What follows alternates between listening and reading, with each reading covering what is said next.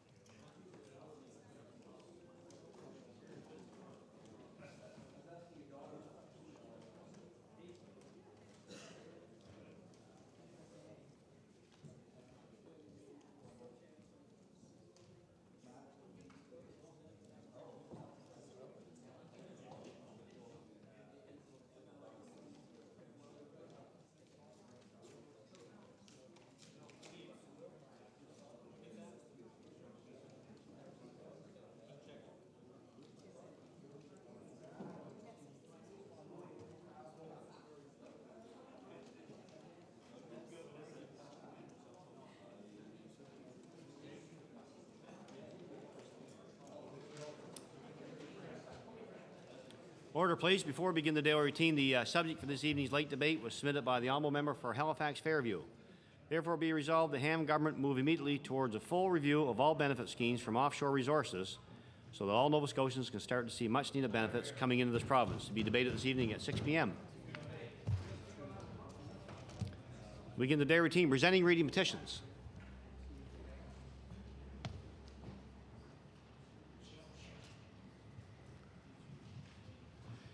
Presenting reports of committees. Table reports, regulations, and other papers. The Honourable Minister of Justice. Thank you very much, Mr. Speaker. Mr. Speaker, I have, in my capacity as Attorney General and pursuant to Section 51 of the Judicature Act, I hereby table amendments to the civil procedure rules that were made pursuant to the Judicature Act by the judges of the Supreme Court of Nova Scotia on the 30th day of May, 2003. The document is tabled. Statements by ministers. The Honourable Minister of Agriculture and Fisheries. Thank you, Mr. Speaker. As you're well aware, Mr. Speaker, there have been tremendous challenges in our agriculture industry in the past year.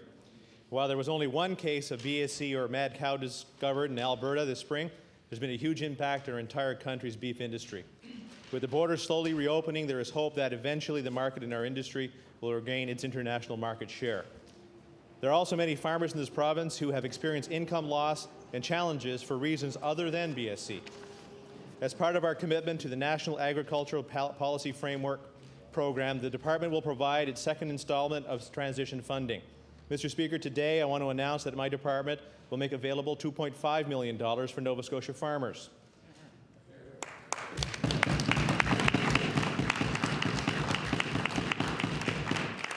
This funding, along with other income support programs offered, will help ease some of the financial pressures felt by producers. Producers who participate in the Net Income Stabilization Account, or NISA program, are expected to receive direct payments by check. As within last year, we will provide an enhanced contribution for the red meat sector, thereby providing more assistance to beef producers of this province. For producers who are not NISA program or are not in the NISA program, they too are eligible for receiving funding. They will apply for these funds by calling the department's Programs and Business Risk Management Division's toll-free line at 1-866-844-4276. And I'll repeat, 1-866-844-4276. Thank you, Mr. Speaker. Thank you. The Honourable Member for Hants East. Thank you, Mr. Speaker. And I want to thank the Minister for a copy of his statement in advance. All seems to be particularly rosy in terms of this Tory government. I want to say that certainly the people involved in the agricultural sector are not feeling that. They're not feeling the warmth from this government. And the copy that I got actually came by fax, and it says ministerial statement, RE 2.5 million bridge funding for farmers. And I want to tell the minister that it takes a lot of work to keep determining how much of this money has been announced and re-announced and re-announced. But certainly, if this money is bridge funding, which is money that is to take us from the NISA to the APF, then the minister is going down the wrong road.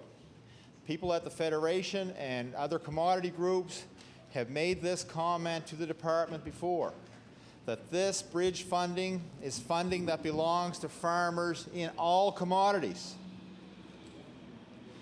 So to take this money and use it or imply that it's going to be used to help those in the BSE crisis is the wrong approach for this government, and the minister would know that. So I ask the minister, on behalf of all those in need, that the minister would take the approach of looking for other funding that's not attached to federal funding, that the province would go it alone with their own program. You can do the dickering with the feds over the next few months to try to hammer out something that lessens the liability for the province, but farmers need help now, and they need help not just in terms of BSE, but they need help in terms of Hurricane Juan. This is serious. We've had some beautiful weather since that hurricane hit, and it's not going to last till spring. We're going to get into winter, and we're going to get into winter soon. And for those farmers who lost their buildings in particular and lost their income, they need a decision, and they need it yesterday, not today.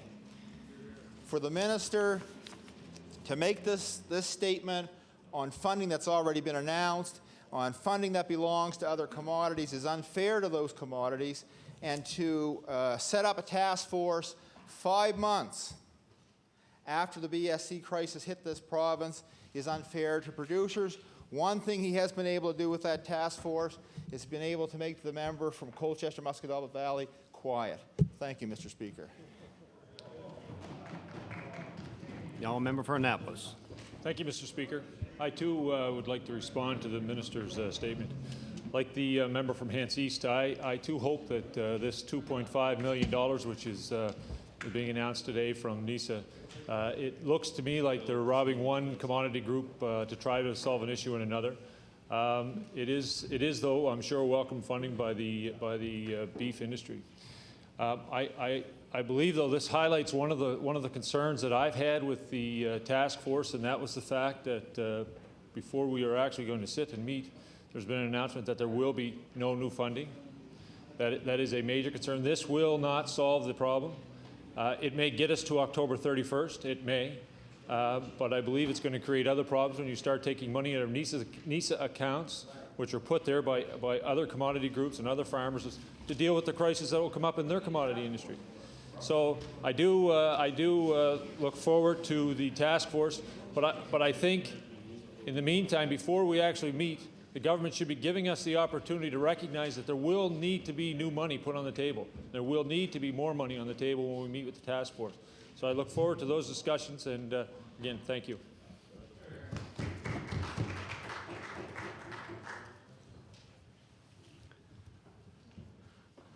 Government notice the motion.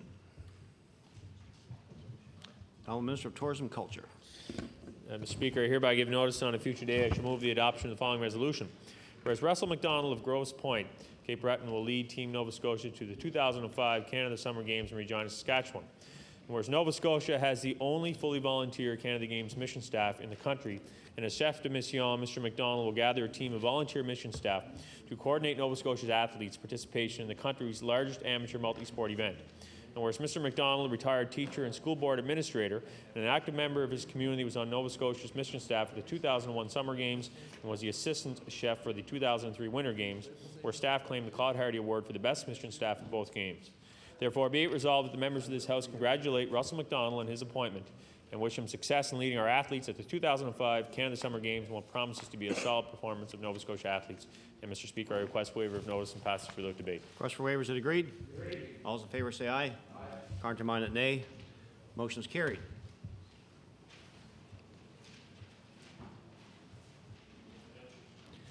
Introduction of bills. Honourable Minister of Justice. Thank you, Mr. Speaker. Mr. Speaker, I beg leave to introduce a bill entitled An Act Respecting Court Jurisdiction and the Transfer of Court Proceedings.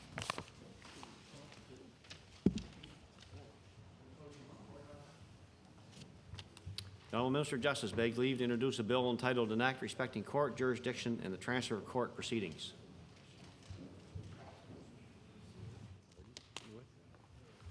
Bill 15, entitled An Act Respecting Court Jurisdiction and the Transfer of Court Proceedings. Order this bill be read a second time at a future date. Now, member for Halifax, Shabakdo.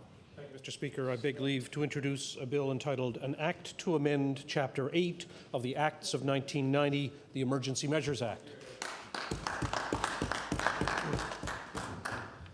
The honourable member for Halifax, Shabakdo begs leave to introduce a bill entitled An Act to Amend Chapter 8 of the Acts of 1990, the Emergency Measures Act.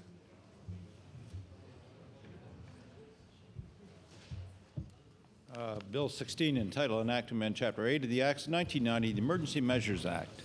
Order this bill be read a second time at a future date.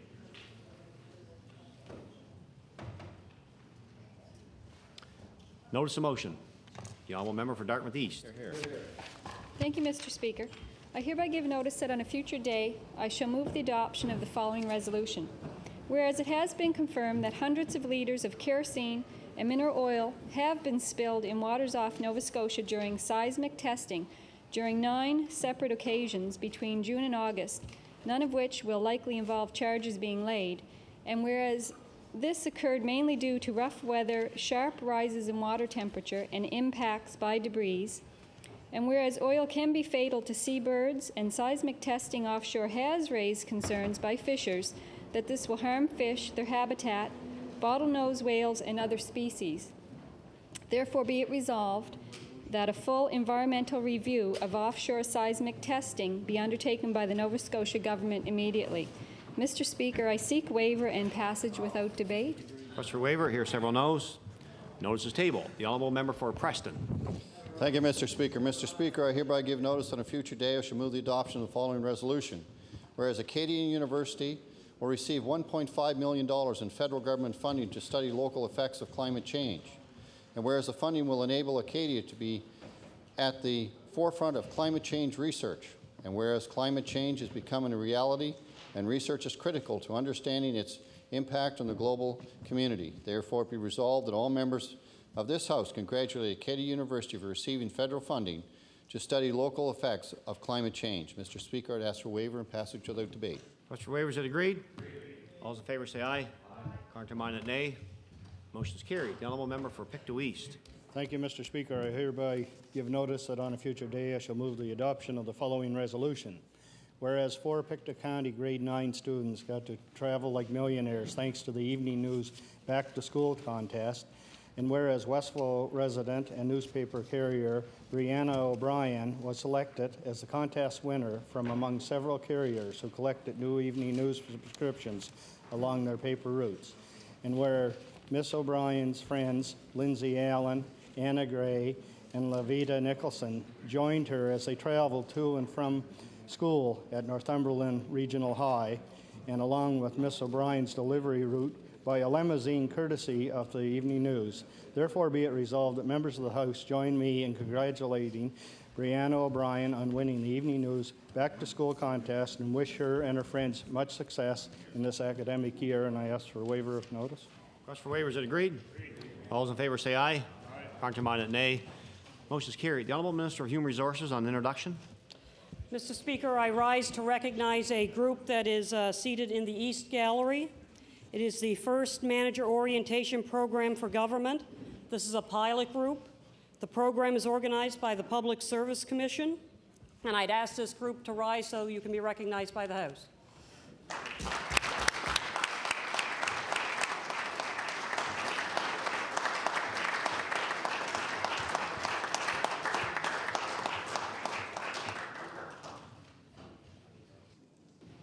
The honourable member for Halifax Atlantic. I hereby give notice that on a future day I shall move the adoption of the following resolution.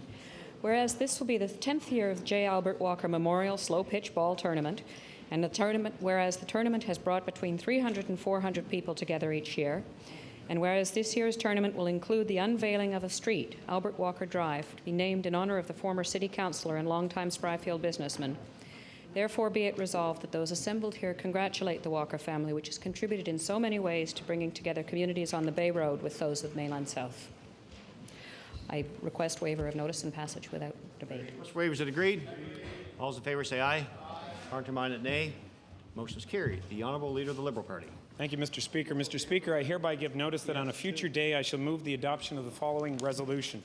Whereas Wendy Lill, the new Democratic Member of Parliament for Dartmouth, will not be seeking a third term in the next federal election. Whereas Ms. Lill has been an outstanding advocate at the local and national levels for many causes, particularly those seeking support for people with disabilities and support for the arts. And whereas she is leaving politics to return to writing and taking care of her health, therefore, be it resolved that all members of this House recognize Wendy Lill's tremendous public service as Dartmouth's representative in the House of Commons and wish her and her family the best in the future. Mr. Speaker, I ask for waiver of notice and passage without debate. Request for waiver. Is it agreed? All those in favour say aye. Contrary-minded, nay. Motion is carried.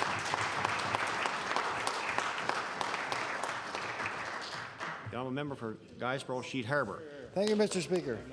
Mr. Speaker, I hereby give notice that on a future day I shall move the adoption of the following resolution. Whereas Thanksgiving weekend in Sherbrooke will be special this year, with a benefit concert in aid of the historic Sherbrooke Development Society. And whereas the 4th Annual Scarecrow Festival, which last year saw 23 scarecrows on exhibit in and around the village of Sherbrooke, begins on Saturday. And whereas visitors will be given the option of voting for their favorite scarecrow until 3 p.m. Thanksgiving Monday, with the People's Choice Award being presented as the festival winds to a close. Therefore, be it resolved, whether it is the famed Nova Scotia musician Clary Croft, the Scarecrow Festival, or if you would simply like to drive to Sherbrooke and tour the historic village, I encourage all MLAs and their families to visit Sherbrooke, Geyser County this weekend. And Mr. Speaker, I request waiver. Request for waiver, is it agreed? Is it agreed?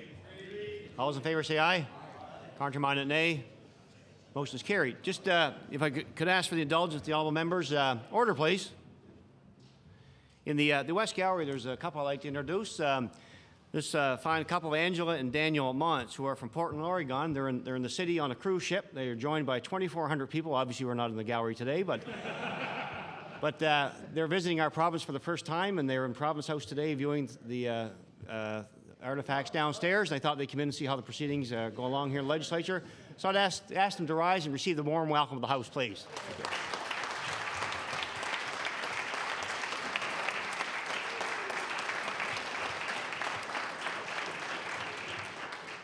Welcome. We hope you enjoy your stay here with us in Nova Scotia. The honourable member for Pictou West. Thank you, Mr. Speaker. I hereby give notice that on a future day I shall move the adoption of the following resolution.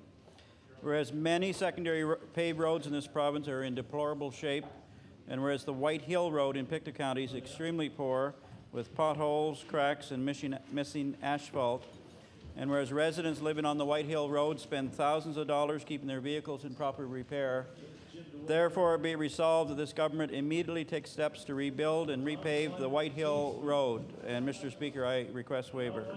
Request for waiver? Here, no. Notice is tabled. The honourable member for Victoria the Lakes. Mr. Speaker, I hereby give notice that on a future day I shall move the adoption of the following resolution. Whereas Millville residents held their annual Oktoberfest celebrations last week, and whereas this event began as a local contest but has now spread across the island of Cape Breton and is a major fundraiser for the local Ladies Auxiliary, and whereas John McKinnon of Strathloran entered a pumpkin weighing in at 1,252 pounds, which is unofficially one of the largest pumpkins in recent history in Canada. Therefore be it resolved that all members congratulate the Millville Oktoberfest organizers on their successful event and John McKinnon on his prize-winning pumpkin. Mr. Speaker, I ask for waiver of notice and passage without debate. Request for waiver, is it agreed? All those in favor say aye. Contrary-minded, nay. Motion is carried. The honourable member for Kings North.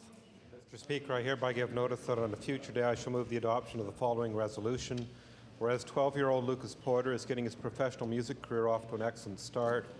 Whereas the Port Williams resident recently placed second for his age level in piano at the national finals of the Canadian music competition held in Calgary. And whereas earlier this year Lucas was chosen as most outstanding pianist and best overall performer at the Kings County Music Festival and won the Junior Piano Award at the Nova Scotia Music Festival. Therefore, be it resolved that members of this House join me in congratulating Lucas Porter on his success at this year's music competition and wish him much success in his future musical endeavors. I request waiver. Request for waiver, is it agreed? All those in favor say aye. Contrary-minded, nay. Motion is carried. The honourable member for Timberley Prospect. Thank you, Mr. Speaker. I hereby give notice that on a future day I shall move the adoption of the following resolution. Whereas Pastor Lisa Vaughn was inducted as the minister for the Anglican parish of St. Timothy's in Hatch Lake and St. Paul's in Terrence Bay. Whereas this celebration of new ministry took place in Hatchet Lake on Sunday, the 14th of September. Whereas Pastor Lisa Vaughn will provide valuable leadership in our community. Therefore, be it resolved that the House of Assembly congratulate Pastor Lisa Vaughn on her induction with best wishes in her future endeavors. I ask for waiver and passage without debate, Mr. Speaker. Request for waiver, is it agreed? All those in favor say aye. Contrary-minded, nay. Motion is carried. The honourable member for Cape Breton West. Thank you, Mr. Speaker. Mr. Speaker, I hereby give notice that on a future day I shall move the adoption of the following resolution. Whereas many low and fixed income families saw their food spoiled as a result of Hurricane Juan, And whereas those individuals receiving social assistance have been granted cash vouchers ranging from $50 to $150 to replace food spoiled because of Hurricane Juan. And whereas officials within the Department of Community Services have also advised these recipients that the amount of cash voucher or check they receive this month would be deducted off their check next month. Therefore, be it resolved, the Minister of Community Services explained the logic and compassion of feeding families this month only to let the same families go hungry next month. Notice table. The Honourable Minister of Health. Mr. Speaker, I hereby give notice that on a future day I shall move the adoption of the following resolution. Whereas the Woodlot Owner of the Year Award recognizes and rewards landowners for outstanding stewardship of their woodlots, and whereas Antigonish Philip Clark was named one of these 3 regional winners, an award he previously received in 1994, and whereas the management plan of Mr. Clark ensures the availability of wood on his land for future generations, and his involvement with PhD research students from St. FX University made him deserving of this award. Therefore, be it resolved that the members of this House congratulate Mr. Clark in his commitment to this very important natural resource. Mr. Speaker, I request waiver of notice and passage without debate. Request for waiver, is it agreed? All those in favor say aye. Contrary-minded, nay. Motion is carried. The Honourable Member for Sackville-Cobequid. Thank you, Mr. Speaker. I hereby give notice that on a future day I shall move the adoption of the following resolution. Whereas the Sackville-Acadian Bantam B softball team celebrated its first win after just 4 years of participating in the provincial softball championships last year, and whereas the second year in a row, the Sackville-Acadia girls softball team celebrated a provincial win, and whereas the dedication and hard work of both the coaching staff and the players are shown with their victory in this year's championship, therefore be it resolved that the members of this House congratulate all the players and coaches of the Sackville-Acadia girls softball team for their win this year and wish them many more successful years. Mr. Speaker, I request waiver and notice and passage without debate. Request for waiver, is it agreed? All those in favor say aye. Contrary-minded, nay. Motion is carried. The Honourable Member for Cape Breton Nova. Speaker, I hereby give notice that on a future day I shall move the adoption of the following resolution. Whereas the Festival of Visual Arts for the past half-dozen years has highlighted the artistic accomplishments of those living in and with ties to the Whitney Pier neighbourhood of Sydney. And whereas this year the festival has been pushed back from September to mid-October to coincide with the annual Fall Celtic Cultural Festival. And whereas the featured artist is Bernard Sillar, an avant-garde artist who hails from Whitney Pier, who will have his work on display. Therefore, be it resolved that this House congratulate the Festival of Visual Arts Committee for their hard work and dedication towards the continual growth of the Festival of Visual Arts. I hereby request a waiver. Request for waiver, is it agreed? All those in favor say aye. Contrary-minded, nay. Motion is carried. The Honourable Member for Dartmouth North. Thank you, Mr. Speaker. I hereby give notice that on a future day I shall move the adoption of the following resolution. Whereas the Tory government announced in the speech from the throne the establishment of a wheelchair recycling demonstration project, and whereas the government is very much aware that wheelchairs do not come in one size fits all, and whereas the disabled persons in need of wheelchairs for mobility often require specialized wheelchairs to fit their physical structure, therefore be it resolved that the government go one step farther and have wheelchairs covered under the Medical Services Insurance, MSI, as a health product to enhance the mobility of disabled persons. And Mr. Speaker, I request waiver and passage without debate. Request for waiver, here and now. Notice is tabled. The Honourable Minister of Community Services. Yes, thank you, Mr. Speaker. Mr. Speaker, I hereby give notice that on a future day I shall move the adoption of the following resolution. Whereas, originating with the First Nations peoples and adopted by European settlers, the sport of lacrosse was one of the first symbols of the new Canada. And whereas perhaps the fastest sport on 2 feet, lacrosse is also quickly regaining interest across the province, and this year the Western Valley Lacrosse Association successfully ended its second full season, and whereas in its inaugural season, the midget team played competitively, capturing the silver medal at a provincial tournament held earlier this summer. Therefore, be it resolved that the members of this House congratulate the Western Valley Midget Lacrosse Squad on their success this season and encourage other sport enthusiasts to revisit the game of lacrosse, a truly Canadian sport. And Mr. Speaker, I request waiver and passage without debate. Request for waiver, is it agreed? All those in favor say aye. Contrary-minded, nay. Motion is carried. The honourable member for Dartmouth East. Thank you, Mr. Speaker. I hereby give notice that on a future day I shall move the adoption of the following resolution. Whereas the spider hazard coral, which is found living in the area of waters off Nova Scotia known as Stone Fence, may be a source of food, shelter, or nursery area for redfish, haddock, and cod. And whereas spider hazard coral is the only coral found in deep, cold waters that actually forms reefs in which the coral itself can take more than 50 years to grow, just a few inches in length. And whereas 99% of the spider hazard coral is dead due to damage caused by fishing gear being dragged over it, therefore be it resolved that this government make an investment in the future of the fishing industry by closing Stone Fence to fishing. Mr. Speaker, I seek waiver and passage without debate. Request for waiver, here and no. Notice is tabled. The honourable member for Timothy Prospect. Thank you, Mr. Speaker. I hereby give notice that on a future day I shall move the adoption of the following resolution.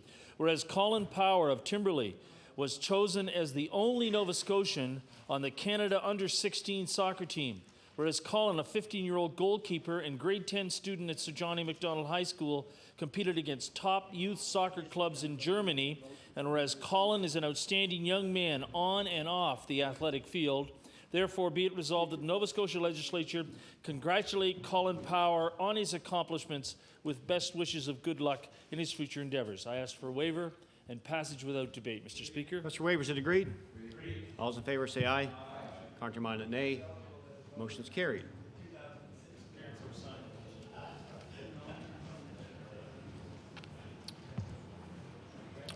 Orders of the day or questions put by members. Question period begin at 12:38 and at 1:38. The honourable member for Halifax Fairview. Thank you, Mr. Speaker. My question is for the minister responsible for skyrocketing insurance premiums. It's troubling that so much of the information the government has obtained about auto insurance is faulty or based on questionable assumptions. Let's take the government actuary's report, for which we all paid $100,000. According to the report itself, there is no independent verification of data supplied by the industry. The sample of claims is, quote, very limited. Data about the Facilities Association is, quote, extremely limited. Other assumptions are described as, quote, highly judgmental. The loss elimination ratio is, quote, aggressive in comparison with Ontario. Yet this actuary's report is the foundation of the government's response on auto insurance. So my question for the minister is this: how can the government be confident it's making the best decisions on auto insurance when its actuarial report is nothing more than a $100,000 house of cards? The Honourable the Deputy Premier. Mr. Speaker, the actuary's report is only pertinent to one segment of the plan that's being brought forward by this government in Bill number 1. The honourable member for Halifax Fairview and your first supplementary. Mr. Speaker, unfortunately, the misinformation used by the government doesn't stop there. Last week, the Atlantic premiers heard from their task force on auto insurance, a report for which we all paid approximately $90,000. This report estimates the financial impact of public auto insurance based on an assumption that is patently false, namely that public auto insurers don't pay taxes. In fact, the Insurance Corporation of British Columbia not only pays taxes, but it provides a direct subsidy to the government to the tune of $84 million. So my question to the minister is this: why is government policy on auto insurance based on such shoddy misinformation? The Honourable the Deputy Premier. Mr. Speaker, the Premier's task force on insurance report did not become available until after the government had introduced their legislation into this House, and therefore it had no impact on that legislation. The honourable member for Halifax Fairview and your final supplementary. Mr. Speaker, it certainly makes one wonder why we paid $90,000 for a report that the minister said is too late and that belongs on the back shelf. This task force does not even mention the fact that the lowest, fairest, most stable insurance rates in the country are in the provinces with public auto insurance. So my question to the minister, when is the minister going to start basing his government's auto insurance policy on good information and the real facts? Honourable Deputy Premier. Mr. Speaker, the real facts are that people do not care whether the government provides a publicly based system or whether it's a privately based system. What they are interested in, Mr. Speaker, is having affordable rates. They want transparency, they want fairness, and they want it now. And we are delivering it now. The Honourable Leader of the Liberal Party.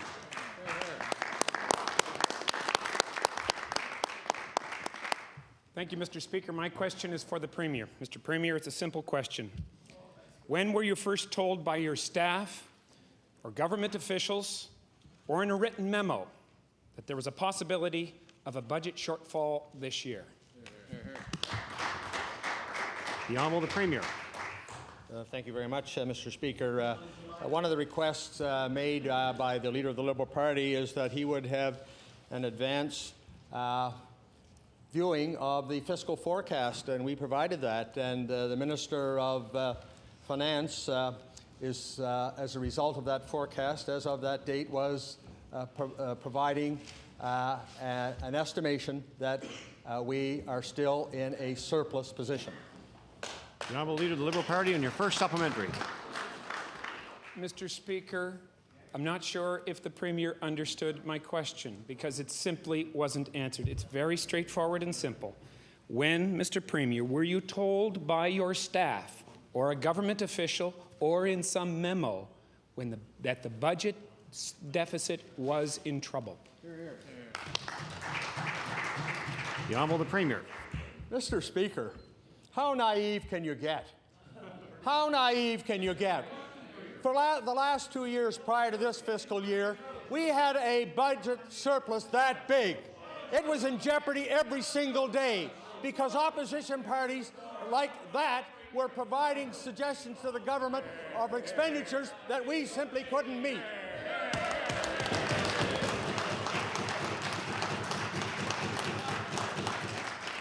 The Honourable Leader of the Liberal Party in your final supplementary. Thank you, Mr. Speaker. The question, Mr. Premier, is simply when. Could you answer the question, please? When did you know we were in trouble in Nova Scotia? The Honourable the Premier. The member opposite is being mischievous. The member opposite knows. The member opposite knows that the books of the province are the most transparent in the country. We have financial pressures, but we are not yielding to those financial pressures, Mr. Speaker. This government has been, is, and will continue to be committed to strong fiscal management. The Honourable Member for Halifax Fairview. Mr. Speaker, my question again is for the minister responsible for skyrocketing auto insurance premiums. In the summer election, this government promised a 20% auto insurance rollback to drivers. Brady Henniger and Dave Roberts are members of the Nova Scotia Truckers Association. They're in the gallery looking at the minister. They are here today because they are concerned that they may not see that 20% rollback. They're hearing that commercial rates and fleet rates are not included in this government's plans. My question to the minister, does the minister plan to roll back auto insurance rates for all Nova Scotia drivers, including Brady Henniger and Dave Roberts and other truckers, as the minister led us to believe? There you go. The Honourable the Deputy Premier.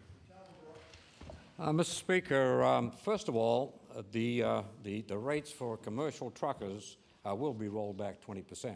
So I think the honourable member should be made aware of that, and I'm sure Mr. Roberts and his friend in the gallery are also aware of that now because I believe he wrote to me last week and I responded.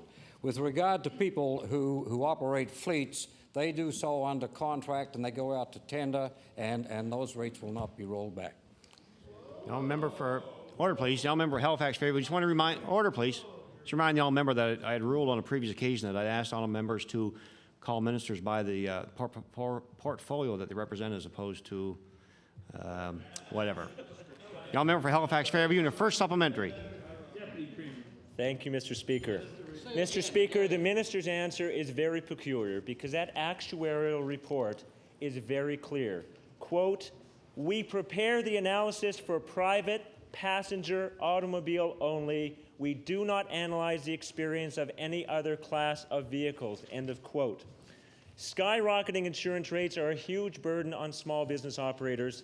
Truckers like Brady Henniger are finding it incredibly difficult because last year his insurance went up by almost 50%. Yesterday, my plumber said that for his fleet of 3 trucks, it went up from $2,000 to $5,700. My question to the minister, when will the minister guarantee that the 20% rollback will include truckers and other small business operators, despite the fact that the actuarial report says the opposite? Honourable Deputy Premier. Mr. Speaker, I've already answered that question, and I asked the honourable member to read the legislation, and perhaps if he's having difficulty understanding it, I can find a lawyer that will interpret it for him. Now, member for Halifax Fairview on your final supplementary. Mr. Speaker, nothing could be more clear than that the government's policy response on auto insurance is not based on the actuarial report or any other sound factual foundation. Mr. Speaker, if it's that easy, let me ask the minister a very simple question. For all the truckers, all the other commercial operators, all the taxi drivers who find themselves in facility association, when will the minister give a guarantee in writing that they will be included in the insurance rollback? The Honourable Deputy Premier. Mr. Speaker, we've been very clear, and we've stated the obvious for the last 12 months that we are going to resolve the problem of high insurance rates. And we said about 12 months ago that we would be coming forward this fall with a rollback in insurance rates. We said we'd have greater transparency. We said that we'd have a fairer system. And, Mr. Speaker, we've done that. It's quite obvious, Mr. Speaker, that gentleman opposite does not want the consumers in Nova Scotia to have their rates rolled back by 20%.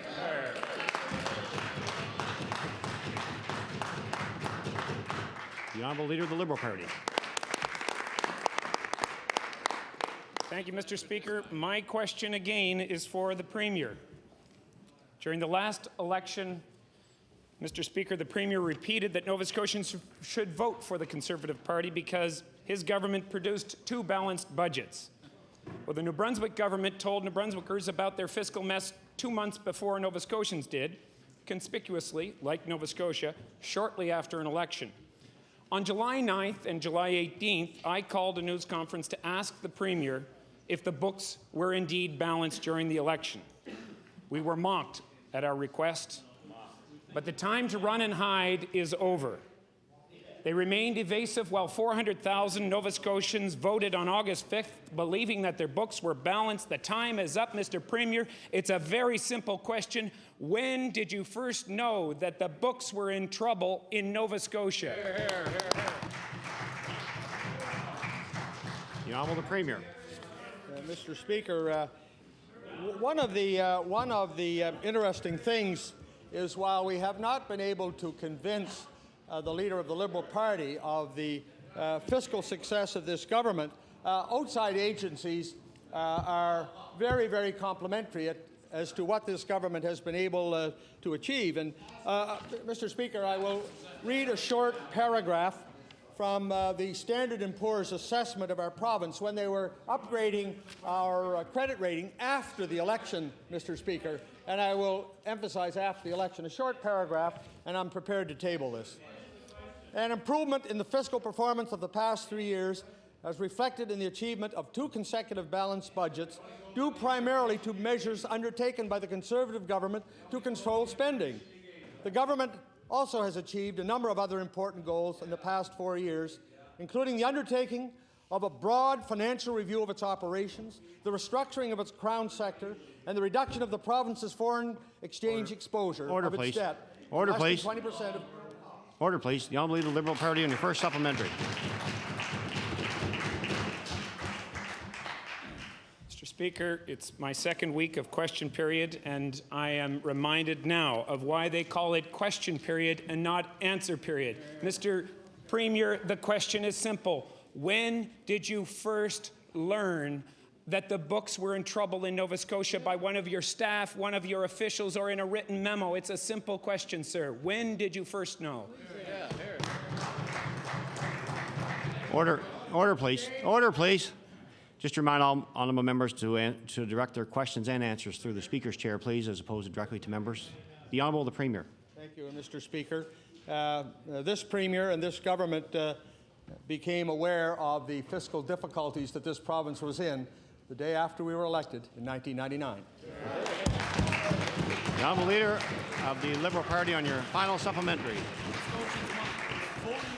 Mr. Speaker, it is obvious that this government has selective hindsight when they look at the problems of this province, because it was the Conservatives who buried generations of Nova Scotians by their fiscal mismanagement in this province. We will pay for it. Our children are going to pay for the mismanagement of that party. Mr. Speaker, my question is for the Premier. My question, Mr. Speaker, is whether or not officials in the government have begun, knowing that there is still time to cancel the tax cut that will cut services for Nova Scotia. Have they begun plans to cancel the tax cut that takes money out of services to Nova Scotians? Order, please. The Honourable the Premier. Thank you, Mr. Speaker, and I refer that to the Minister of Finance. The Honourable Minister of Finance. Thank you very much, Mr. Speaker. And as the Premier indicated, I did have an opportunity to brief the honourable member and the Leader of the Opposition early September as we started to get the numbers in.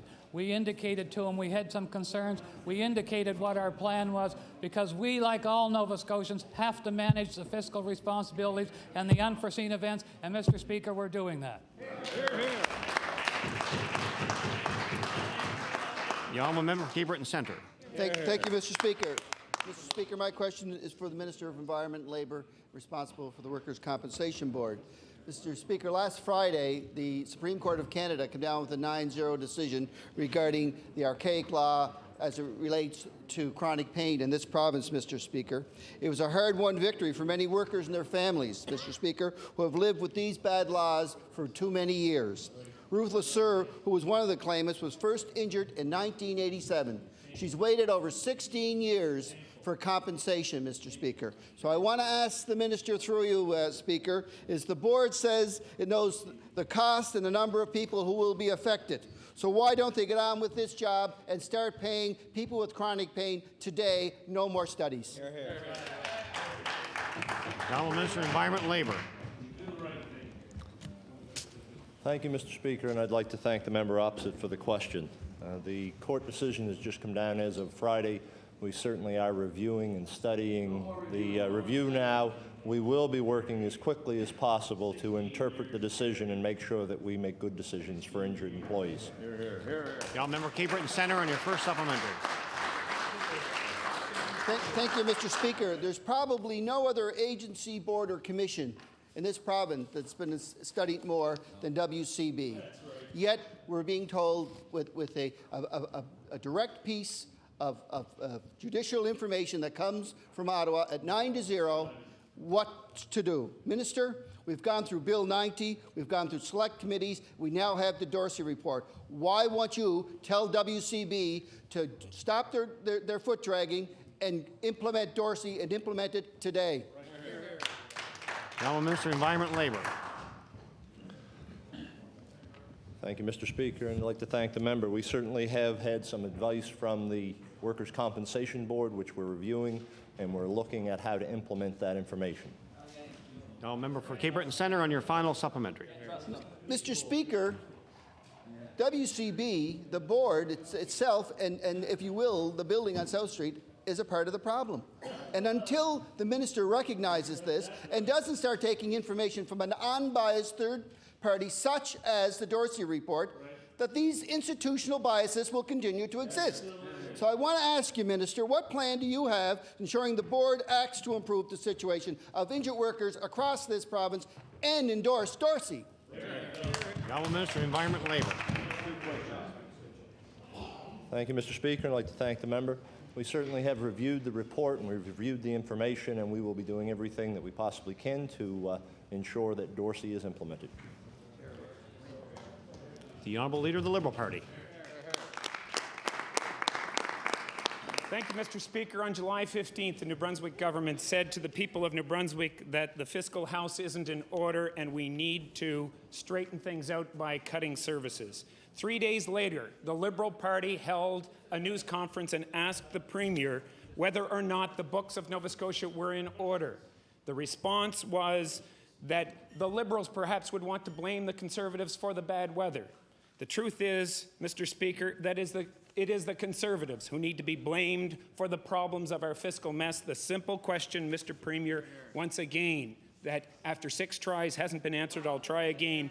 When did you first learn of the fiscal problems in Nova Scotia from one of your officials in a memo or with respect to a government official? The Honourable Premier. Mr. Speaker, the member opposite will remember, when did I first learn officially from officials as to the financial jeopardy that our province was in? Right after we were elected in 1999, Mr. Speaker. The Honourable Leader of the Liberal Party on your first supplementary. Stay away from your fireplace. Mr. Speaker, it's important for us, it's important for Nova Scotians to know what information they had on August 5th. Over 400,000 Nova Scotians voted on August 5th. This government was telling them at the time that the books were balanced. They have a right to know whether or not the government knew that they weren't balanced. It's a simple question that all Nova Scotians need an answer to, Mr. Speaker, and I'm asking for the Premier to answer it. Thank you. The Honourable Premier. Thank you, Mr. Speaker. And the member opposite seems to want people to forget that he asked to meet with officials so he himself could ask questions of officials relative to the current fiscal state of the province. That meeting occurred, that member attended, but he forgets. Now he wants to suggest that there was information that was being withheld by senior officials. Mr. Speaker, the member asked for a briefing, he was given a briefing, and I believe that that briefing was accurate because it was the same briefing that I received as well. The Honourable Leader of the Liberal Party on your final supplementary. Thank you, Mr. Speaker. There is a letter that was tabled before this House in the last session. And it was a letter from the Minister of Finance that indicated that this government would have until October 15th of this year to potentially rescind the tax cut that certainly puts money in the hands of the people who least need it. It certainly doesn't put money in the hands of working families in Nova Scotia. Our question to the Premier is whether or not there is consideration being given in light of what the Department of Finance has said and in light of what has been said by the Minister of Finance just yesterday with respect to the finances perhaps affecting Nova Scotia. Will you be looking at the possibility of cancelling the tax cut set for January 1st? The Honourable Premier. Mr. Speaker, that's a question for the Minister of Finance. The Honourable Minister of Finance. Thank you very much, Mr. Speaker. And we presented a budget to this House last spring. The budget gave money to health, to education, in an attempt to stimulate the economy and to make this province more competitive. That is the plan that we're going forward with. The Honourable Member of Cape Breton Centre. Thank you, Mr. Speaker. Mr. Speaker, my question is for the Minister of Energy. As Nova Scotians are now aware, Mr. Speaker, ExxonMobil has made a limited award of its compression deck contract to Saipem Daewoo. Once again, Nova Scotians are watching as our work goes offshore. I hate to start off a question with "I told you so," so I'll just think it, Mr. Speaker. But because this government's in action, Mr. Speaker, another $500 million worth of estimated work will go to companies offshore and not to Nova Scotians. So I want to ask the Minister, we've heard before from your government and previous governments that Nova Scotians have to benefit from their resource. What are you going to do to make sure that we do gain from our resource? The Honourable Minister of Energy. Thank you, Mr. Speaker. One of the objectives of the Sable Offshore Energy Project was to achieve 34% of Nova Scotia content based on our commitments from ExxonMobil to see up to $250 million of Nova Scotia content in the compression deck project for Tier 2. That will be maintained and achieved, and we're going to hold ExxonMobil to that. Now, Member Cape Centre on your first supplementary. Mr. Speaker, this isn't just the opposition wanting to know the answer to this question, Mr. Speaker. The Offshore Technology Association of Nova Scotia took the unprecedented step of coming out at the end of August and decrying ExxonMobil approach of bundling the contract effectively shuts out local companies. You know, Mr. Speaker, you dismissed, Mr. Minister, you dismissed OTAN's comments as saying it was premature and to speculate on the contract. But here today, we know they were right. So I want to ask you, Minister, why is it that barely a month ago you said it was premature to speculate that Nova Scotia companies would be shut out, a conclusion that every industry watcher had already come to and are now slamming Exxon over this? Mr. Speaker, as was the case a month ago, as this case is today and tomorrow, we continue to work with ExxonMobil, with the Government of Canada, and indeed with OTANs to achieve the outcomes that we're seeing at the target of 34%. We will continue to work with them as we've had, but what we've said is that where there is a deficiency in the process, we are going to change that, and we've embarked upon that process with the Government of Canada, and it's ongoing as we speak.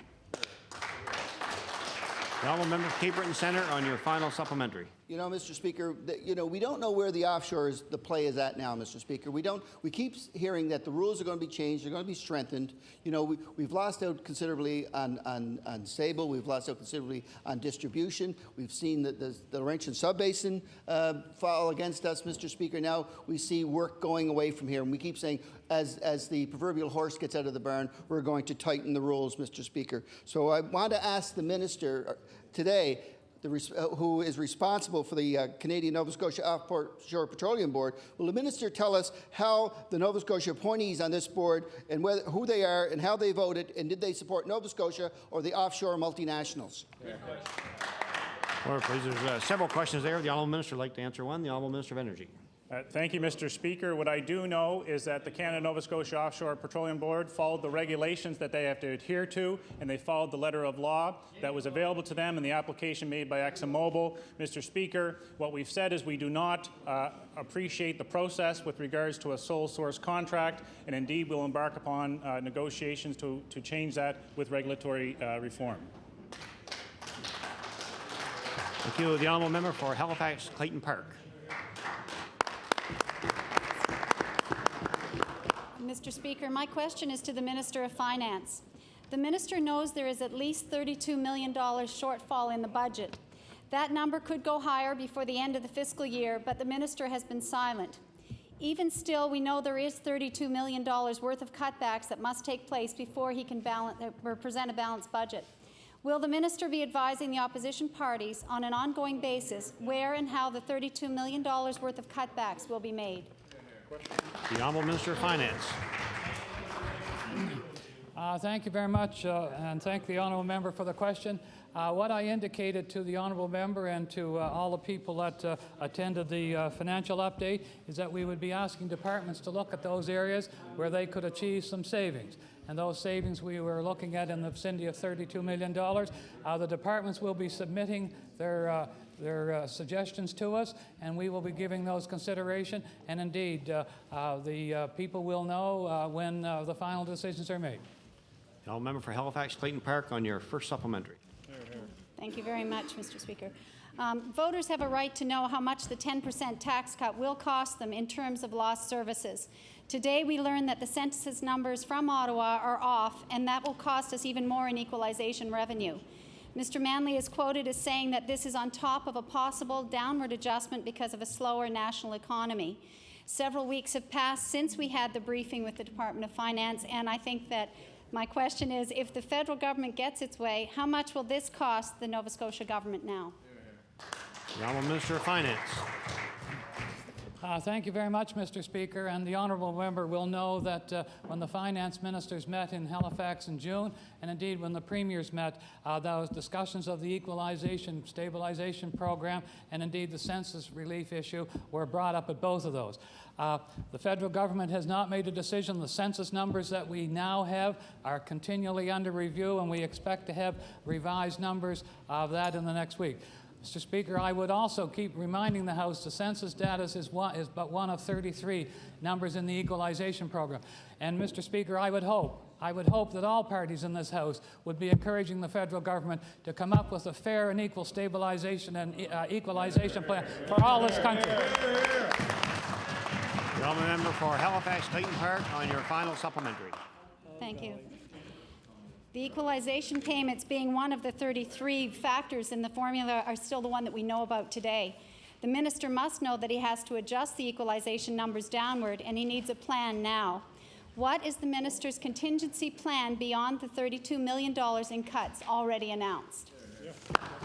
The Honourable Minister of Finance. Thank you, Mr. Speaker. And it's been the Department of Finance's way of operating to deal with those things that we know. What we do know is that we've revised our revenue adjustments down in some areas, and we shared those with everybody at the press conference. What we don't know is what the equalization plan will be going forward. We will have a better idea of that in the next few weeks. But, Mr. Speaker, we have indicated that as prudent financial managers, we will deal with those unforeseen results. The honourable member for Halifax-Shabakto. Thank you, Mr. Speaker. My question goes to the Minister responsible for emergency measures. Mr. Speaker, at midnight on Sunday, the September 28th, just as Hurricane Juan slammed into Halifax, beer continued to be served at Casino Nova Scotia. People were warned to stay away from the windows, and intense winds made opening the doors nearly impossible. Now, while there may have been patrons who were willing to ignore the warnings and continue to gamble their money and their safety, workers at the casino were left with no choice. Mr. Speaker, when emergency measures was urging people who live on the waterfront to leave their homes, why is it that the casino was allowed to continue operations and force its employees to stay? The Honourable Minister responsible for the Emergency Measures Organization. Mr. Speaker, and Mr. Speaker, as the honourable member knows and the House knows, it was a voluntary evacuation order. The advice to pull back from the waterfront, not to go to Peggy's Cove, not to go to Lawrencetown's Beach, and to make sure that you acquired staples because the impending hurricane were the orders issued or the messages given. The member for Halifax-Shabakto on your first supplementary. Well, thank you, Mr. Speaker. You know, order, please. The honourable member for Halifax-Shabakto. Thank you. Under occupational health and safety legislation, individual workers may refuse work that they think is unsafe, but this legislation is not really designed for a state of emergency. For one thing, an employee has to make a judgment call and even runs the risk of discharge. In a declared state of emergency, there shouldn't be a question of individual workers guessing whether they have a right to go home. Mr. Speaker, will the minister recognize that there's a gap in the emergency measures legislation and make it clear that in a formal state of emergency, employees can leave absolutely without penalty? Will he do that? The honourable minister responsible for the EMO. Thank you, Mr. Speaker. And Mr. Speaker, certainly EMO will be doing a mandatory debrief of all situations. As well, EMO, because of the severity and what can be learned in the aftermath of this crisis, will be making those public and seeking public input. And I would suggest to the honourable member those concerns should be included in that so it could be looked at. Member for Halifax-Shabakto on your final supplementary. Well, thank you, Mr. Speaker. Economic losses were suffered by many Nova Scotians. We already know that for some larger employers, such as hospitals, employees were required to take vacation time or else have their pay docked in some cases for obeying the directive to stay home. For many small business owners and their employees, the situation is even more dire. The days they could not open their doors for business, of course, means days without any operating income or wages. And in some cases, employees don't have vacation time to take. Mr. Speaker, will the minister today commit to allowing claims from small business owners who have lost income and their employees who have lost wages to go forward under the Disaster Assistance Program? The honourable minister responsible for the Emergency Measures Organization. Thank you very much, Mr. Speaker. And as the honourable member does know, and all members of the House, the material on the DFFA has been put forward, what the federal government will allow and what they will not allow, and I suggest he review that. The honourable member for Dartmouth East. Thank you. Mr. Speaker, my question is for the Minister of Environment and Labour. The experience of other provinces in dealing with natural disasters has taught us a great number of lessons. A number of provinces learned from the Quebec ice storm in 1998 that threw thousands into darkness, damaged homes, transformers, poles, and other electrical equipment. Over time, it was discovered that a great deal of environmental damage had been done as a result of that storm. For example, breaks in transformers caused oil spills. Minister, is your department working with EMO, and can we expect a report on the environmental impact of this storm? The Honourable Minister of Environment and Labour. Thank you, Mr. Speaker, and I'd like to thank the member for the question. The answer would be that yes, we are, and that Nova Scotia Power is working to ensure that any oil spills are documented and will be reported. Honourable Member for Dartmouth East on your first supplementary. Here. Mr. Speaker, we have been told that climate change could lead to an increasing severity in these storms. In expectation, we should be working with Nova Scotia Power to safeguard our infrastructure. In response to 1998's massive ice storm, both Quebec and Manitoba developed environmental targets. Manitoba took steps to upgrade its transmission systems. Minister, has your department assessed how we can better environmentally protect in case, how we can be better environmentally protected in case of another storm? The Honourable Minister of Environment and Labour. Thank you, Mr. Speaker, and I'd like to thank the member for the question. We certainly will be working with Nova Scotia Power and all agencies to ensure that we do an assessment in the aftermath of the hurricane to make sure that we're prepared in the best possible way for anything in the future. The Honourable Member for Dartmouth East on your final supplementary. Thank you. Mr. Speaker, to date, little has been said about the environmental damage that has been done and how we can make things better. What's needed is an assessment and a strategic plan for the future. Minister, will you provide Nova Scotians with a plan? Honourable Minister of Environment and Labour. We certainly will be reviewing everything that has taken place and getting together with our partners when the power is finally restored to everyone's household and making recommendations at that point in time. The Honourable Member for Preston.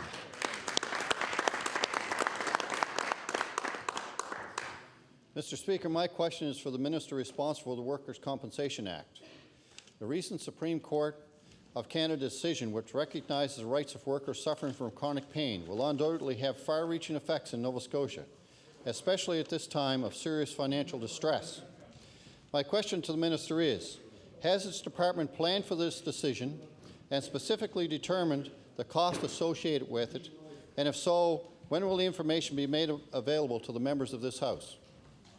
The Honourable Minister of Environment and Labour. Thank you, Mr. Speaker. I'd like to thank the member for the question. Certainly, there were discussions and people were looking at what the options were with regards to the Supreme Court decision. There were some estimates that were put forward in the court case. We certainly have no details of costs at this point in time. We will be working at those, and we're working at those as we speak. And certainly, when that information becomes available, it would certainly be shared with the members. The Honourable Member for Preston on your first supplementary. I'm sure I don't have to tell the Minister that this is indeed crucial for members of this House to have ready access to the information as soon as possible. And every single MLA has constituents who fall into this category. They want to ensure that they are treated fairly and equitably by the government that has been mandated to represent the interests of all Nova Scotians. My question to the Minister is, will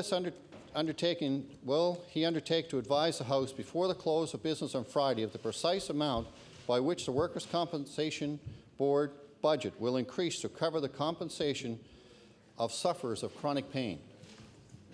Honourable Minister of Environment and Labour. Mr. Speaker, thank you, and thank you for the question. If we were at all able to do that and get the numbers available, we would make them available to the members opposite. But I don't believe there's any possible way that those numbers will be tabulated and that information will be brought together in that short a time frame. Now, Member for Preston on your final supplementary.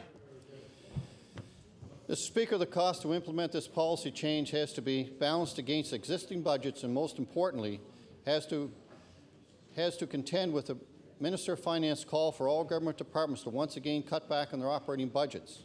Above all, other components of the workers' compensation program cannot be allowed to suffer because of this government hasn't been able to live up to the promise of a balanced budget. My final supplementary is to the Minister of Finance. Where will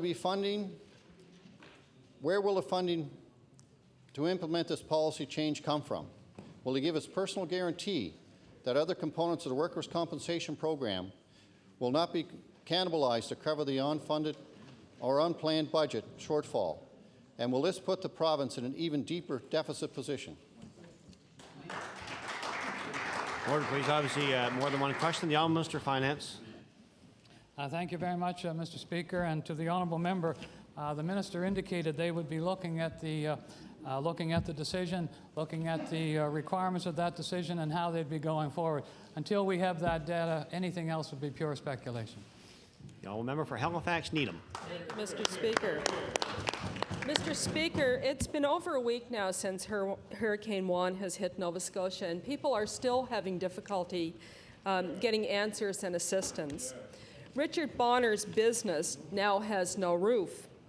Rising insurance costs forced him to drop hurricane and flood coverage, and he needs help now to fix his roof before more damage takes place. He's worried he won't get disaster relief, but EMO hasn't been able to offer him any assistance or advice. So I want to ask the minister responsible for EMO, since Mr. Bonner can't get answers by calling EMO, what can you say to him now to shed light on his situation and to others like him in this situation? Good question. The Honourable Minister responsible for the Emergency Measures Organization. Thank you very much. And indeed, many people suffered unfortunate property damage, as we're well aware of, from the effects of Hurricane Juan. Through the efforts of the Premier and also myself and other ministries, certainly those discussions on the parameters of what can be covered under DFAA are going on presently with our federal counterparts. Once we have those answers, we will be able to report them to Mr. Bonner and other citizens affected by the hurricane. The honourable member for Halifax Needham on your first supplementary. Let's hope it doesn't start raining while those discussions are going on, Mr. Speaker, or a lot of people are going to be in trouble. Mr. Speaker, Shirley Butler is a senior who is on oxygen, and she's a diabetic. She has managed so far to keep her insurance, but Mrs. Butler says her insurance company told her to expect increases of 15% for every $100 she claims in spoiled food. Shame. Now, Miss Butler wonders why she has insurance if she can't afford to make a claim. So, Mr. Speaker, I'd like to ask the minister responsible for insurance, what will your department do to investigate complaints from consumers that insurance companies are gouging them and discouraging them from making claims? The Honourable the Deputy Premier. Well, Mr. Speaker, I'd welcome the information the honourable member has on that particular case because I would like to present it to the Superintendent of Insurance. Honourable member for Halifax Needham on your final supplementary. Well, Mr. Speaker, we want more than investigations on an individual case. We need to look at how widespread this problem is. Mr. Speaker, Shirley Butler wound up in a motel, something she could ill afford, to keep her oxygen going because she didn't know where to call for help. Now, Ms. Butler asked us to tell the minister responsible for EMO that Nova Scotians with health problems need to know how to get help when an emergency like this hits. So I want to ask the minister responsible for EMO, how will you work with EMO to ensure that this information gap is addressed? Minister responsible for the Emergency Measures Organization. Thank you very much. And one of the things that certainly I think all Nova Scotians and EMC and EMH services were proud of and pleased to deliver and how they coped, Mr. Speaker, was home oxygen. Once advised by individual recipients or reported by private companies that could not deliver, EHC put 2 units on here in the metro area that for the first initial days did the home auction deliveries. That was lessened to 1 unit per day, and they continued to provide that service as we got through the crisis. The honourable member of Cape Breton South. Mr. Speaker, my question today is to the Minister responsible for the Workers' Compensation Board. Mr. Speaker, I think it's time we had another go at the Dorsey report, and we'll try once again to get some information from this government as to where they're going with this report. Mr. Speaker, injured workers of this province were led to believe back in 1999 that the Tory government would be a friend. Since then, all parties have endorsed the Dorsey report by word, and now it's time for the government to take action, Mr. Speaker. Could the Minister update the House as to how far along it is in implementing all 54 recommendations of the Dorsey report so that injured workers are treated fairly? How many have you implemented to date, Mr. Minister? The Honourable Minister of Environment and Labour. Thank you, Mr. Speaker. I'd like to thank the member opposite for the question. We certainly have had a review of the Dorsey report, and we've had recommendations brought to us by the Workers' Compensation Board, and we're looking at implementing those in legislation at some point in time in the future. I'll member Cape Breton South on your first supplementary.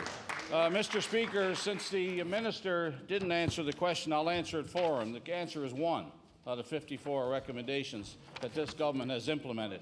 And Mr. Speaker, that's a pretty shoddy record after all this time in regards to the Dorsey report. Mr. Speaker, every day in the last session of this legislature, the member from Cape Breton Nova was asking the former minister this exact same question. When is this government going to act on the Dorsey report in the best interests of the workers of this province? The Honourable Minister of Environment and Labour. Thank you, Mr. Speaker, and I'd like to thank the member for the question. We certainly are working on it as we speak, trying to ensure that things are in place and that we can implement portions of the Dorsey report as soon as possible. The Honourable Member for Cape Breton South on your final supplementary. Mr. Speaker, the pace that this government has been taking in implementing the report would suggest that it will take another 50 or 60 years for the recommendations to be implemented if they even went at 1 a year. So all we're asking for is a little bit speedier process. You know, can we finally expect from this government that they're going to do something about the Dorsey report so injured workers in this province are going to receive the justice they justly deserve in Nova Scotia? The Honourable Minister of Environment and Labour. Yes, Mr. Speaker. The Honourable Member for Sackville-Cobequid. Thank you, Mr. Speaker. My question through you is to the Minister of Community Services. Mr. Speaker, thousands of Nova Scotians remain without power today, despite the best efforts of Nova Scotia power crews to restore this service. The use of candles, kerosene heaters, and other devices during power outages increase the risk of fire. Most tenants in apartment buildings and rented houses don't realize that their smoke detectors rely on electricity in order to function. I asked the Minister of Community Services, why is your department refusing to put battery backup smoke detectors in public housing? The Honourable Minister of Community Services. Thank you, Mr. Speaker. And actually, Mr. Speaker, first of all, we clarify that they did meet the building code, but there was a resolution that was brought forward last week, actually, in this House, and we agreed to the resolution that included looking at putting battery-powered smoke detectors into public housing. The Member Sackville-Cobequid on your first supplementary. Thank you, Mr. Speaker. Mr. Speaker, the Metropolitan Regional Housing Authority is quoted in the media as stating it would cost $124,000 to buy battery-operated units for public housing. I can table the media quote. This government is sitting on over $30 million in unspent housing money under the 2002 federal-provincial agreement. There is no excuse for this government to allow tenants in public housing to remain at risk in power outages when they have funds to address this problem. I asked the Minister, your department has the money for improving existing public housing stock. Why not add battery-operated smoke detectors to the priority list? There you go. Honourable Minister of Community Services. Mr. Speaker, 2 matters there. First of all, I think I've already indicated that we are looking at doing that very thing. And the second thing is that the $38 million in affordable housing program is something that's part of a provincial, federal-provincial program, and we just do not have unfettered discretion to spend those monies as we please. Thank you. The honourable member for Sackville-Cobequid on your final supplementary. Thank you, Mr. Speaker. $124,000 would mean the difference between safety and potential tragedy for residents of public housing. Right on. These low-income families do not have the means to purchase these battery-operated smoke detectors. I ask the minister, will you commit today to using the housing money in place now to address this safety issue? There you go, Dave. The honourable minister of Community Services. Yes, thank you, Mr. Speaker. And Mr. Speaker, I thank the member opposite for his question. I think I've indicated now twice, plus with the passage of that resolution, that we are in fact looking at this. Even though we met the building code, we are looking at going above and beyond the building code. Thank you, Mr. Speaker. The honourable member for Richmond. Mr. Speaker, earlier this year, the Premier of the province provided Nova Scotians with an example of what minor injury was in his view by saying that it was, quote, muscle pain that gets better, end quote.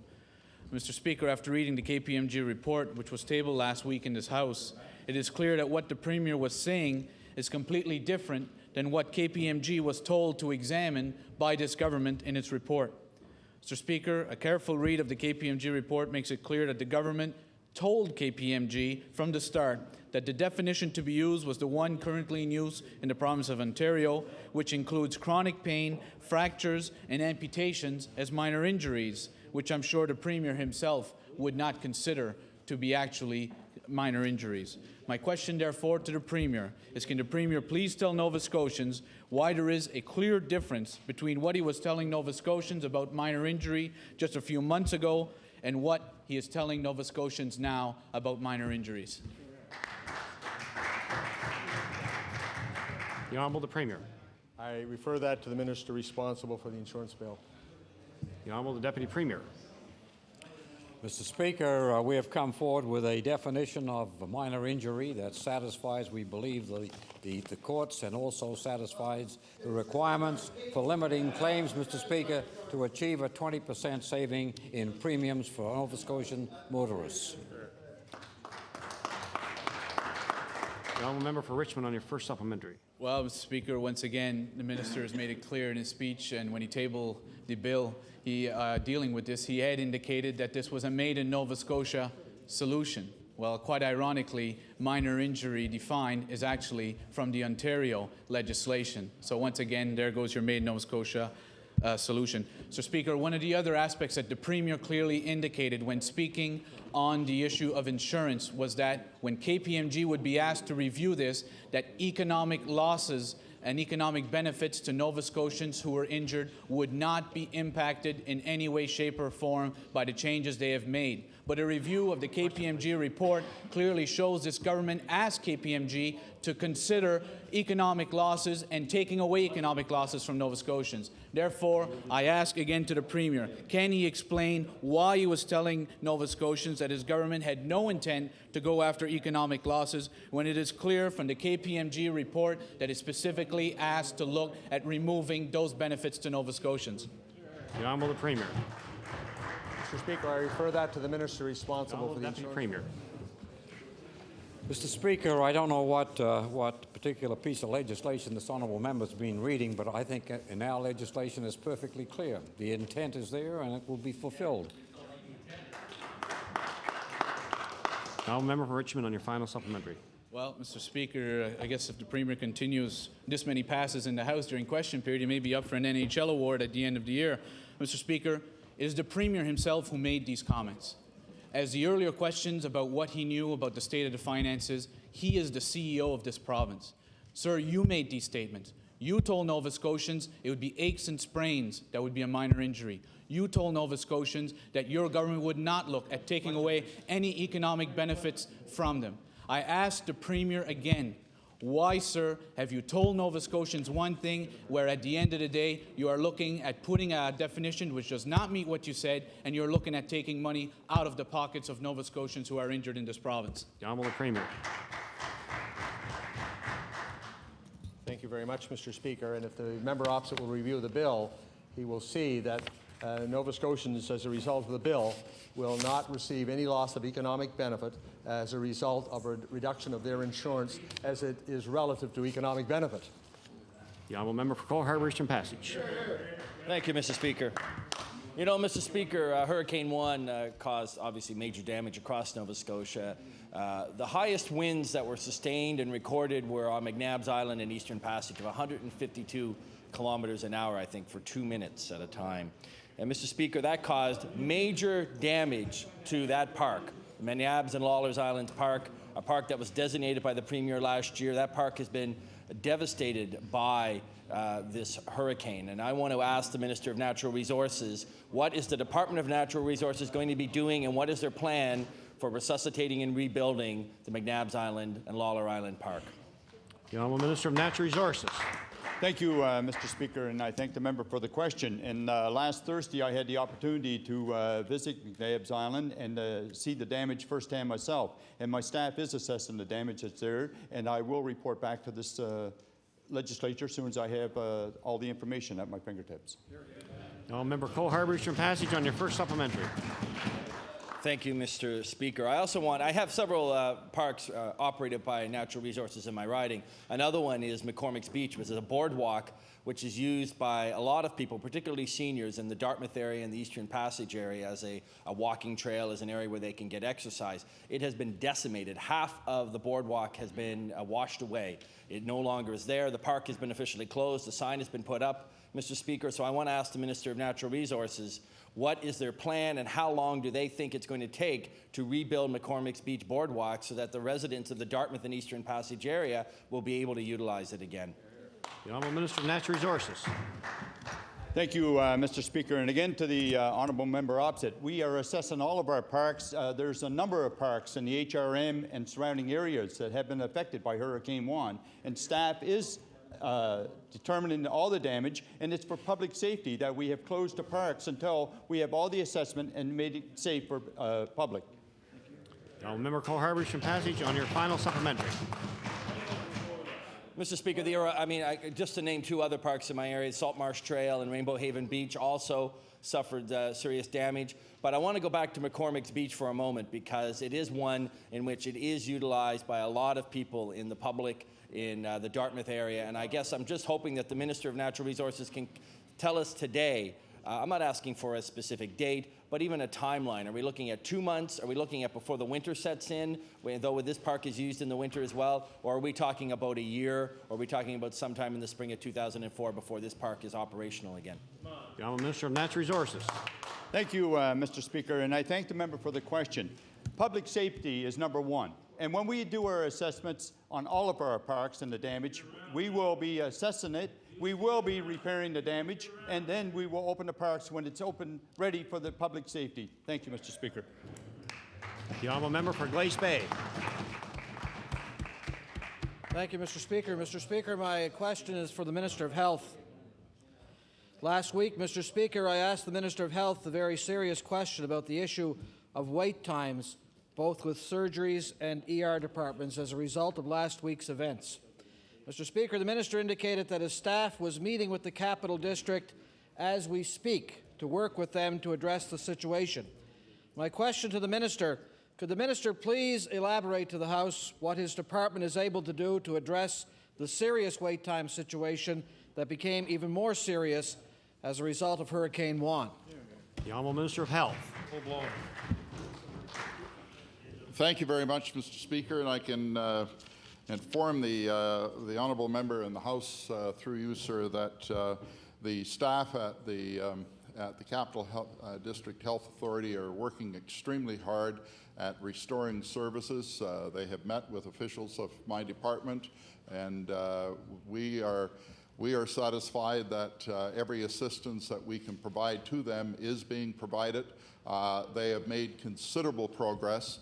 The good news is that some of the damage that has been sustained appears not to be as devastating as we first thought. We will have further progress on that.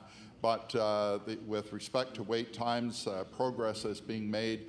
But obviously, when you interrupt the operation of a very efficiently and high capacity system, healthcare delivery system, you are going to incur wait times as a result of that interruption. The honourable member for Glace Bay on your first supplementary. Thank you, Mr. Speaker. Mr. Speaker, I dare say the minister's words may be a little hollow to some 600 people who had their surgeries canceled last week. Mr. Speaker, on March 20th of 2003, the government released a report entitled Your Health Matters. And on page 28, it states that a working group will report to the minister in the fall of this year with recommendations on wait lists. And given that it's clear the minister doesn't have any solutions, Mr. Speaker, so my question for the minister is, when will the minister be releasing the recommendations of that working group so that people can see that at least something is being done to address this very serious situation? The Honourable Minister of Health. Mr. Speaker, the honourable member is delivering a great disservice to the healthcare workers of this province when he links the activities of that report and the recommendations of that report to the wait times that are being sustained as a result of a devastating tragedy that hit this province, Mr. Speaker. Hear, hear. That's politics of the crassest kind, and it should not be tolerated in this House.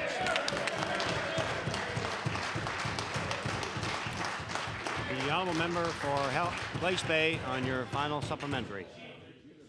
Mr. Speaker, I'm sorry that I've upset the minister, Mr. Speaker, but there are 600 additional people in this province that need to be added back onto a certain surgical list, Mr. Minister. I'm sorry if that upsets you.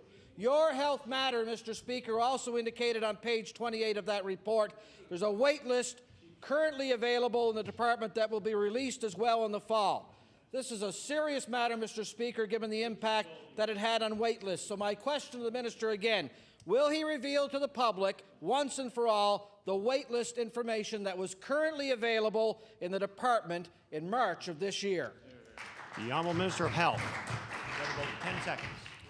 Mr. Speaker, that information will be made available as when we receive the complete report and the recommendations that go with that report, and we will share it with the House. Time allotted for question period has expired. The Honourable Member for Chester St. Margaret's on introduction. Mr. Speaker, I very much appreciate the opportunity to introduce two people in the East Gallery.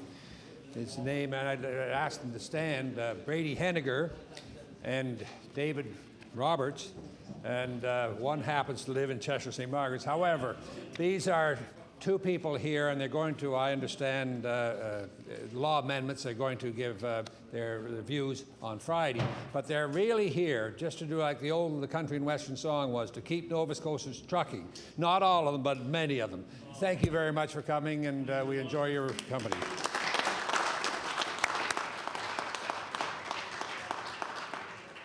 Government business, the Honourable Government House Leader. Yes, Mr. Speaker, please call the order of business public bills for second reading.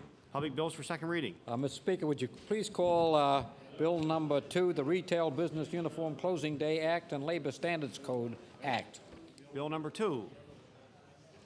The Honourable Member for Cape Breton Nova.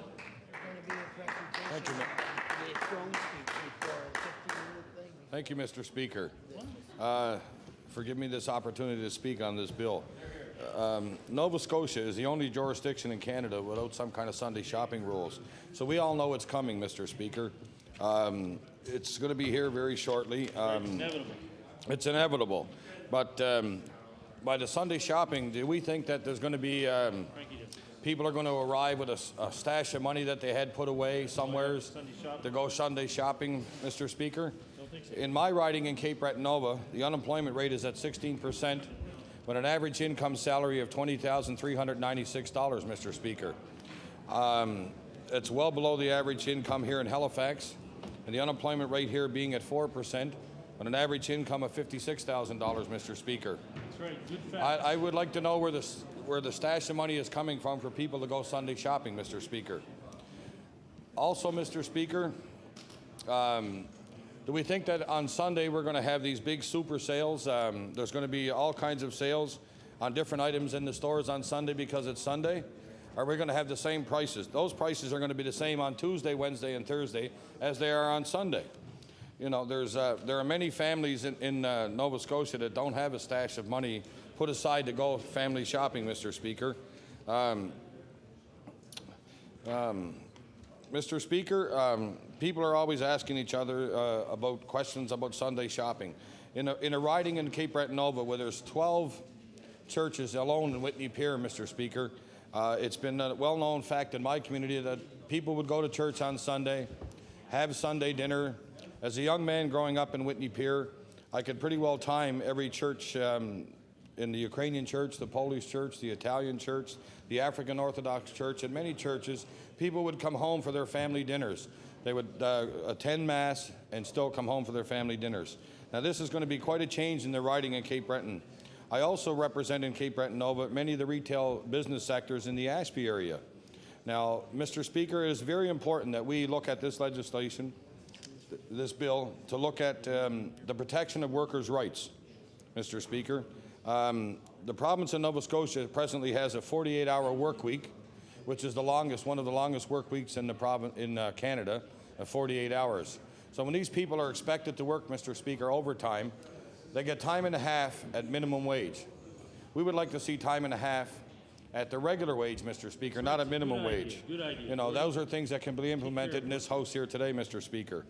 You know, I'm just, Mr. Speaker, let's not fool ourselves here and think that the working people of Nova Scotia are going to make extra money by working on Sundays.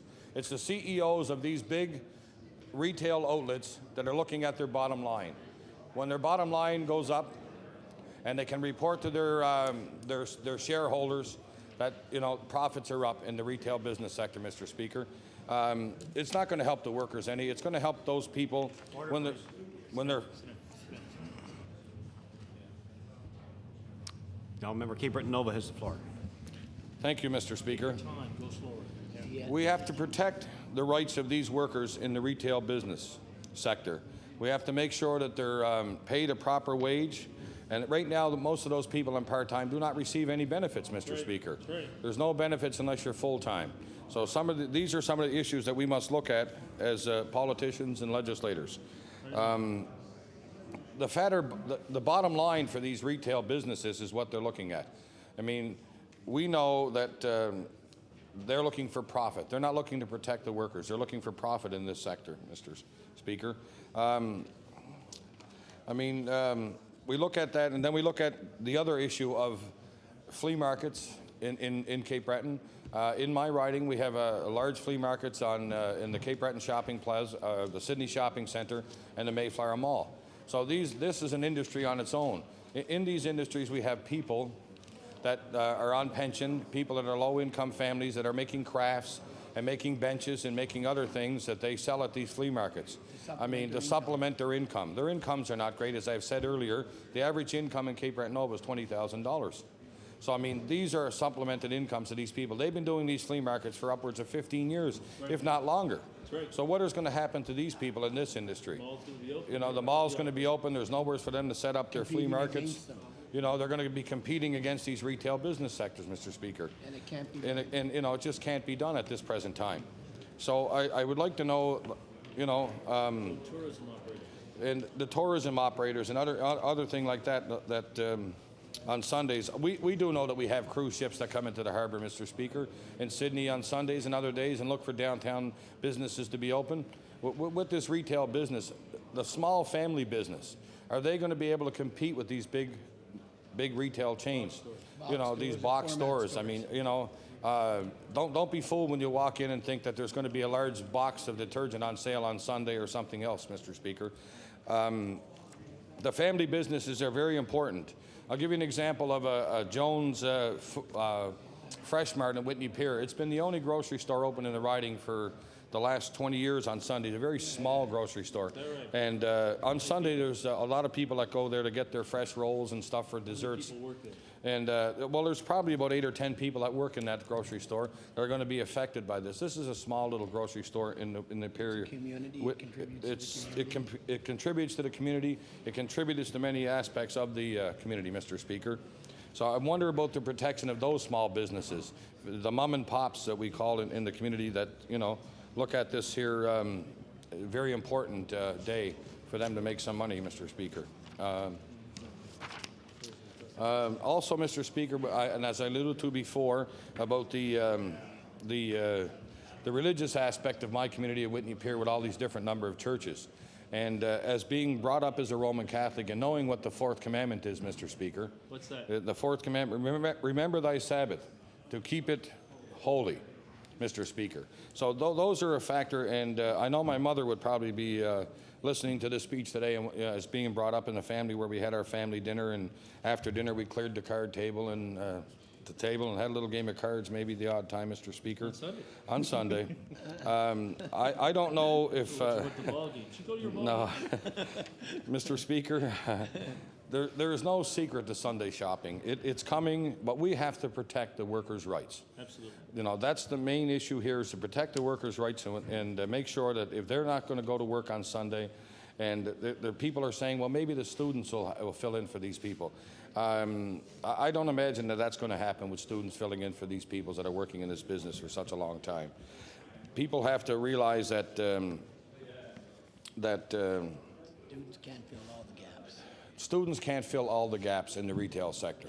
I mean, there is going to be a lot of people that are going to be working in the retail sector right now that are not working. So again, we go back to protecting the workers' rights, Mr. Speaker, and looking at what is the best way, of protecting the workers' rights. I think maybe by looking at taking down, instead of a 48-hour work week, to a 40-hour work week. That would be a start. That would be a very good start. And that would be in line with the rest of Canada at this time. With the exception of PEI. Well, PEI is probably the same as we are at this time with 48-hour work week.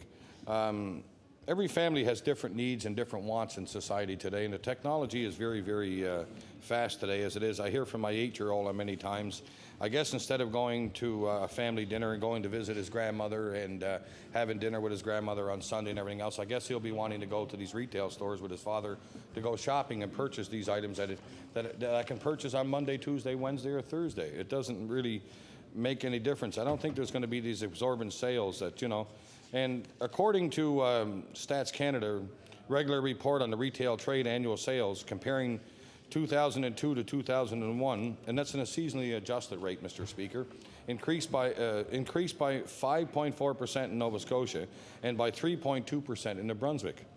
In June 2003 compared to June 2002, retail trade, seasonally adjusted again, Mr. Speaker, increased by 2.3% in Nova Scotia and by 1.1% in New Brunswick.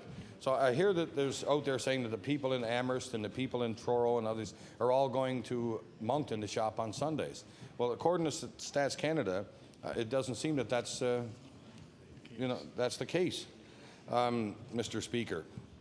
As you know, I think it was alluded to here by my colleague yesterday here, Dartmouth North, that when he drives over to the Micmac Mall or whatever else, that there's lots of license plates in that parking lot from New Brunswick.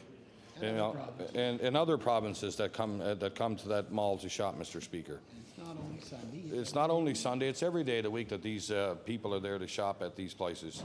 But again, Mr. Speaker, on Sundays before, there was retail stores open, pharmacies open, theaters, restaurants, gardening centers. They were all open on every Sunday, Mr. Speaker. I just think, again, it's going back to the bottom line for these big retail companies that are going to try to make an extra I guess their CEO and shareholders some extra money by opening on Sundays. But again, this all reverts back to protecting the workers' rights. I think that the workers are important in this province, these workers that are in the retail business sector. That another thing, too, with having single-parent families and having those mothers going to work. Are we going to have daycares open in the province? Is there going to be child care available for the single-parent families that go to work? Is there going to be transportation, public transportation? In the CBRM, there is no public transportation on Sunday. So, I mean, how are these people going to get to work at these different malls? I mean, are they going to get taxis? That's another added burden expense. But again, back to the child care and the daycares. Does this mean that the daycares and the family place resource centers, are they going to be open on Sundays to provide the proper daycare and nurturing for these children? I don't think so, Mr. Speaker. We have to look at all aspects of this bill to realize that, make this a living wage. Make this a wage that people can come home and afford proper daycare and afford the proper nutritions and everything else for them. you know, it has to be the minimum wage. We have to look at that, Mr. Speaker, and have a look at it. We can do something to make it an affordable wage for the single-parent families. Our party's consistently asked for an increase in the minimum wage. Our party has always and consistently asked for an increase in the minimum wage. This would enable these people to feel good about themselves, feel good about going to work, whether it's Saturday, Sunday, or whatever. But I mean, these people would actually be able to benefit from an increase in the middle wage and some protection. You know, and another thing, Mr. Speaker, is that another thing we should look at too is if they're working 50% of the time, maybe they should have 50% of the benefits that are available to full-time workers that get full-time benefits like medical and dental and all of those aspects, Mr. Speaker. Those are things that we should look at, you know. I'm just looking at to see if maybe I like the aspect of going from 48 hours to 40 hours. As myself being a steel worker and working many shifts around the clock, Mr. Speaker, we had one weekend off a month for many, many years. It was called a long weekend, and that was our long weekend in the Sydney Steel. So, and that weekend wasn't spent. That weekend wasn't spent in the shopping malls or, you know, it's. I guess the retail sector, Mr. Speaker. In Cape Breton, we've always had quality family time with our children, our grandparents, and our parents. That was a big important factor, is to spend quality time with our children and our extended families. With the Sunday Retail Business Act opening, we will not have this quality time now, Mr. Speaker, with our families. You know, so I just look at Sundays in Nova Scotia have always been a day of rest. Sundays in Nova Scotia have always been a day of rest, Mr. Speaker. And, I've quoted the family aspect of it, Mr. Speaker, the religious aspect of it with the Fourth Commandment, and that's Christian and non-Christian. Everybody has different beliefs and different things, but these are things that we have to weigh as politicians when we go back. When I go back home to my riding in Cape Breton Nova, and I represent the people there, that, you know, to get there. I remember on the campaign trail, everybody was saying that things were, this was not an issue at that time. I had one constituent asked me on the campaign trail, what is going to happen with the Sunday shopping? How was your party stand on that? Well, Mr. Speaker, I said our party stand is that it's inevitable that Sunday shopping is coming to this province. There's nothing that I can do as a candidate to stop that, Mr. Speaker. I told this lady on West Street that what happens with the, like when they, Mr. Speaker, in the big retail chains and stores in, say, Sobeys, or example, or whatever else, when Scotchburn puts their products in those stores, the workers that are in the Sobeys stores are not allowed to restock the shelves for these products. Somebody has to come in, Mr. Speaker, to restock these shelves. So that'll mean that somebody will be coming in on a Sunday for 2 hours to put the products of the milk back up on the shelf and take them out of the freezer and bring them up to the shelf, Mr. Speaker. This is the kind of people that we have to look after, Mr. Speaker. The cost of the plebiscite, Mr. Speaker, it's another cost that at this time I don't think that we can afford with a deficit, as was said earlier here in the legislature today. Mr. Speaker, Lord's Day legislation, that was all taken away many years ago from us now.